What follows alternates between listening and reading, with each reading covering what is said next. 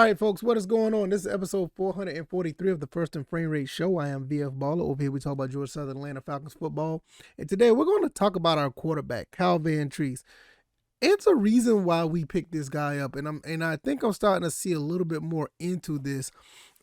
Very good job by Coach Clay Helton and everybody under his umbrella of picking this kid up and actually implementing him into the Georgia Southern cog.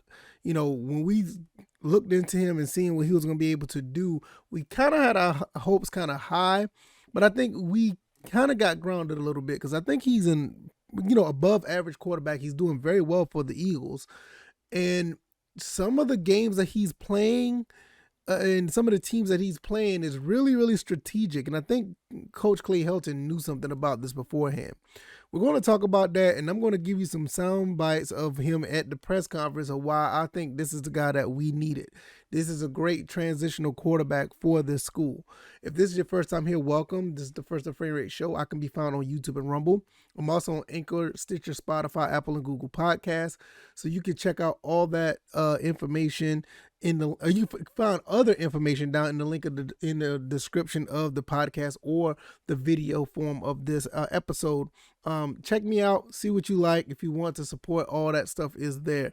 I'm not going to hold you guys up too much longer. I'm going to get right into this.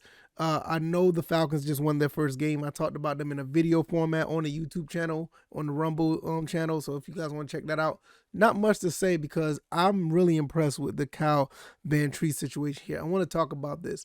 Kyle Vantrease transferred from Buffalo to Georgia Southern. Now, I did not know this. I knew about the Nebraska game, but he does have some experience against the, Coastal Carolina Chanticleers. I don't think he played in that game, but he was there. So he does have some memory of, being there and playing against them. So I think that bodes well a little bit. So he said this in the press conference that he played against them. They actually put up a pretty good fight against the Chanticleers, but ended up falling late in the game because, they had a couple of touchdowns. Well, actually, they had 3 touchdowns in the fourth quarter that Coastal Carolina scored. But he's back once again, going to be playing against the Chanticleers, actually on the field this time. And I think this bodes very well for Georgia Southern because you actually have a leader on the team that can actually command this offense, command this team, have this team to have the fight and the grit and the momentum to take down opponents. We just saw this with Nebraska. We saw this with Ball State, and I don't even want to talk about the Morgan State game. I mean, that was almost like a pickup game, but you're starting to see what type of quarterback we have now. Is he the most flashiest quarterback? He has flashes. I'm not saying that he's, one of the top quarterbacks in the nation or anything, but he's a very, very solid quarterback and is exactly what we needed when it comes to playing in the Sun Belt. And I am so ecstatic that we have this guy. I think we're going to be going pretty far with this team, and I've been on record saying 8-4, and it looks like that's going to be the case. So what we're going to do, we're going to look at a couple of sound bites that was in the press conference that they had when they're talking about Coastal Carolina, and I'm gonna give you my thoughts and opinions on these two. I think 2, maybe 3, maybe we can go up to 4 clips. I'll give you my thoughts and opinions on those, and we're just gonna go from there. Let's get my headset on. Let's get this audio running. And let's go with the first question that they had. Shout out to Georgia Southern Athletics YouTube channel. This is where you can find this stuff. I'm pretty sure it was on other platforms. I think Facebook had it as well, the Georgia Southern Facebook page. So it's really cool for them to do this every week to get more information about the team. So let's go ahead and see what they were talking about. How much are you and Connor work together as far as, if something were to happen, he's going to be up there. How much do you guys communicate and together on? Well, yeah, it's really all of us quarterbacks. We try and talk to each other about when we're going up and watching film. We're always trying to have a constant communication with Coach Ellis and the other position groups to, stay communicated, stay on the same page. So, and I'm trying to teach them as much as I can. I've got a couple more years on them. So, just being there for them if they do get that opportunity is something that I have to be ready for. which everybody has to be ready for. But those guys, they work hard. They're ready for an opportunity if it comes. So basically, what he's saying, I mean, I think it was pretty much self-explanatory. He has a few years on the other guys. Connor Zakelski, Zach Roseman. Colton Fitzgerald. He has some years on these guys. So, what's going to happen here is basically he's going to continue to show these guys the way based on his experience as they watch film, as they, get with Coach Ellis and learn about certain things at the position. And like I said, it's a good thing that we have him here because don't get me wrong, I like Connor Segelski and I think he would have been okay. But learning a new system and have a veteran that's kind of used to the system already, it would have been tough times for Georgia Southern this season. So it's a good thing that he's here and he's able to show what the other guys need to, learn and what they need to do, because at the end of the season, he's going to be gone.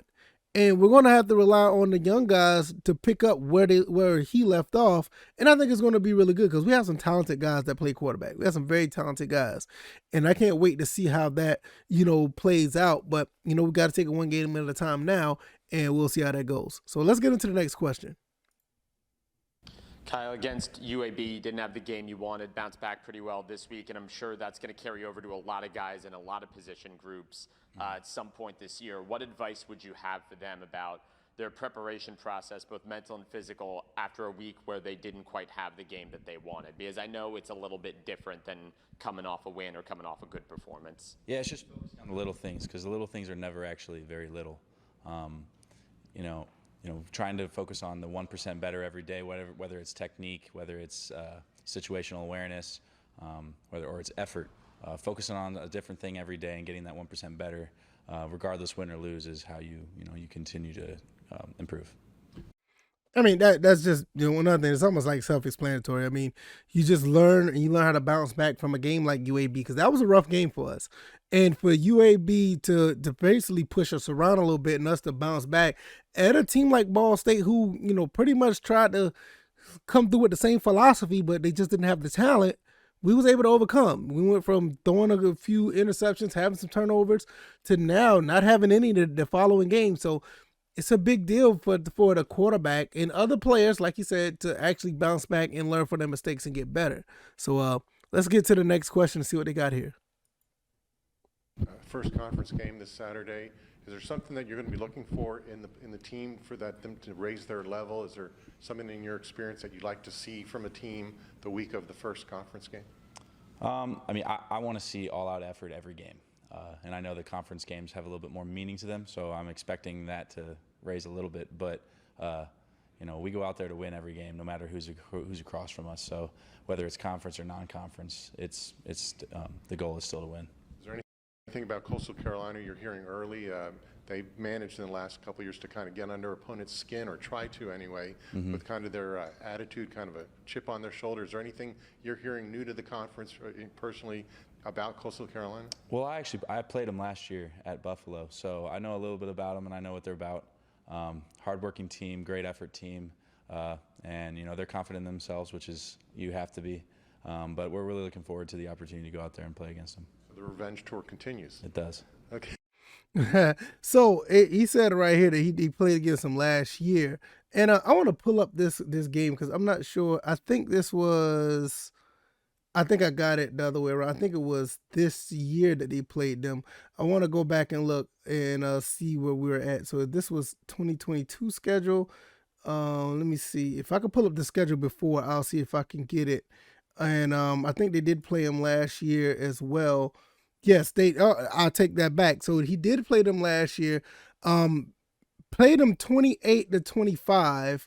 I want to pull up these stats here. I want to see what we got here. Sorry for the hold up because I pulled up the wrong game from this year, not the one from last year. So last year, Cal Vantrease went for 13 for 20 for 146. He didn't have any touchdowns or whatever the case may be. Basically, pretty solid game against, for both sides of the ball. They lost 28-25, so it was a 3-point game. So he's going to have a really good, he has a really good feel for this team. So that's a really good deal. This is one of the reasons why I said, and I want to recap what I said earlier, I want to apologize because I pulled up the wrong game from last year. I pulled up the game, from this year that they just recently played, not the one from last year. And the one from last year, basically, Cal Vantrease played fairly decent, 13 to 21, 46. The receivers, 6 catches for 66 yards, and they ran the ball 15 carries for 192. So I think they did okay against a Coastal Carolina team that was 16th in the country at the time, and they only lost by 3 points. Buffalo did have the lead at one point. So this could be a pretty good situation where he's going to go back and try to, revenge another loss. Like the last one against Nebraska. Now this one is against Buffalo. So like I said earlier, and like I said, I want to apologize that I pulled up the wrong game the first time.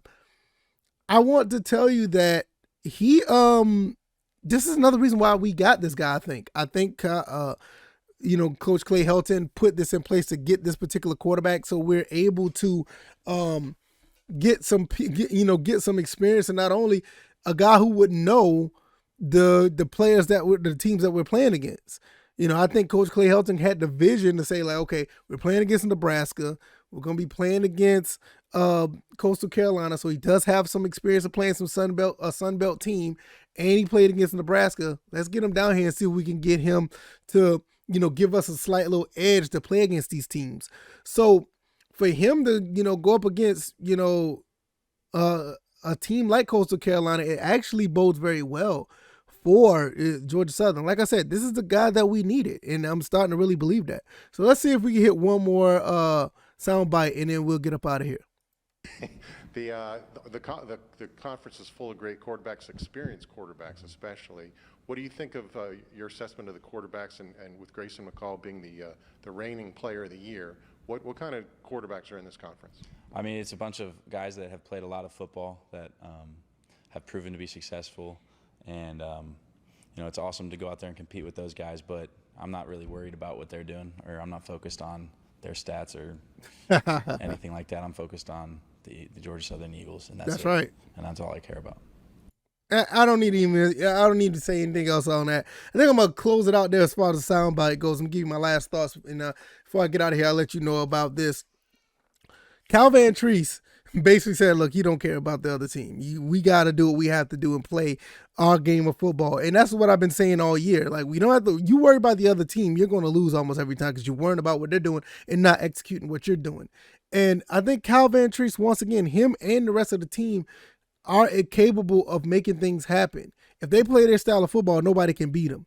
I firmly believe that. I mean, so if we go up there to Conway, South Carolina, and make things happen as far as putting the pressure on the defense, on their defense, to try to stop us, it's going to be a long day, because I like Coastal Carolina. I like their game. I like the way they play football. It's nothing. I don't have any ill will towards them. It's just that I honestly believe we get in a shootout, I think we can go toe-to-toe with them. We was able to go toe-to-toe with in my opinion, probably just as talented or more talented team in Nebraska. And now everybody gives Nebraska hell or whatever. I get it. But you got to understand, Nebraska's been losing games by 1 score or less. It's not like they've been getting pushed over by a bunch of teams.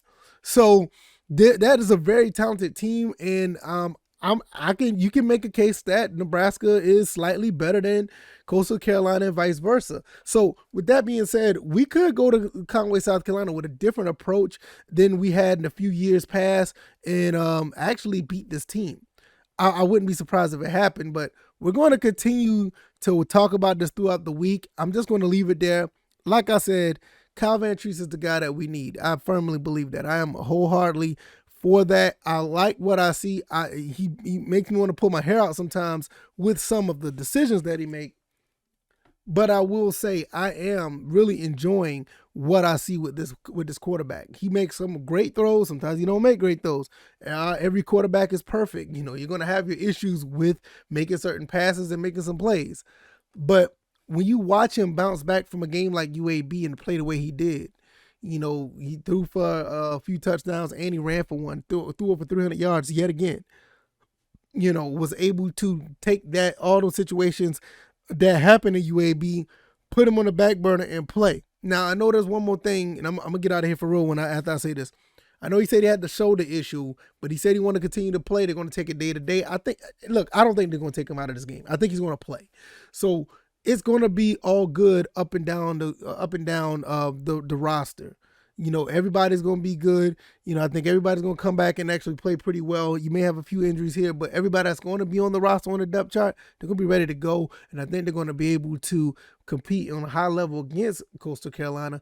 And I'm not surprised. We may be able to beat them. We got a really good chance, to be honest. Even though we're 12-point underdogs, I think we have a really good chance, but we'll see how that goes. If you like this commentary, hit the like button, share this podcast, subscribe to the channel if you haven't already. Episode 443, what you guys think? Quarterback Kyle Vantrease is the guy that we needed. I think so. The soundbite say it. The play on the field says it as well. I think we have something special going on here at Georgia Southern. I said 8-4. I'm sticking with it. It may be even better than that if we keep rolling, but we'll see. Thank you guys for the support. Thank you guys for watching. I really appreciate it.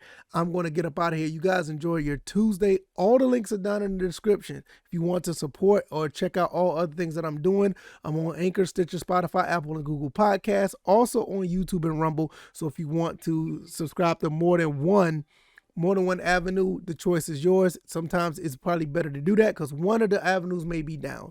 So other than that, I said enough. You guys take it easy. Thank you guys for watching. Thank you for making it this far. You take it easy. You guys be blessed. Peace.